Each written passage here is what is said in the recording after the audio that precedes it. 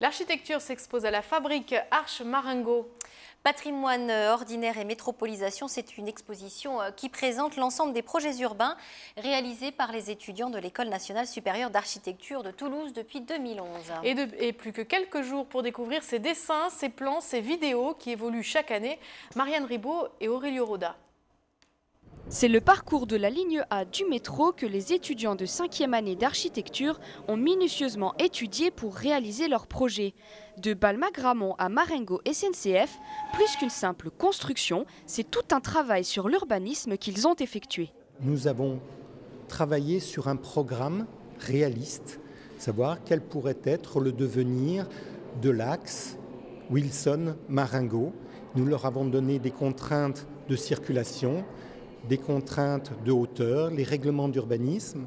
Nous leur avons donné tout ce qui est nécessaire pour qu'une réflexion se mène de façon cohérente et avec une certaine réalité. Et pour craquer la ville thématique de cette promotion, les étudiants n'ont pas hésité à faire preuve d'audace. Le leitmotiv de l'atelier, finalement, c'est de construire des projets de demain en désactivant les conceptions qu'on a du passé. De montrer un peu qu'est-ce qu'on peut faire de Toulouse si elle veut devenir une métropole. Par exemple, qu'est-ce que ça donne si on colle le funiculaire à Jolimont?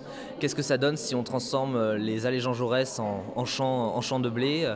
Qu'est-ce que ça donne, par exemple, si on colle le district financier de Londres à la place de Saint-Cyprien? Donc plein de choses qui viennent désactiver un peu la conception qu'on a de la ville rose et permettre de dépasser un peu cet a priori qu'on a sur la brique. Les 45 étudiants ont rencontré les habitants pour mieux connaître leurs besoins.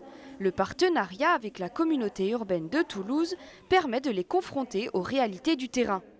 Ils sont vraiment en contact direct avec le terrain, tant terrain physique mais aussi terrain intellectuel. C'est pour ça qu'on les amène vers ces réunions de concertation. Ils ont dû y assister, ils ont pu voir concrètement comment se fabrique la ville avec les politiques et comment se fabrique la ville avec les habitants. Donc ils ont vraiment une dimension concrète du faire en architecture qui sont capables après de transposer sur n'importe quel territoire. Grâce à cet atelier, certains étudiants deviendront architectes, urbanistes ou encore assistants en maîtrise d'ouvrage.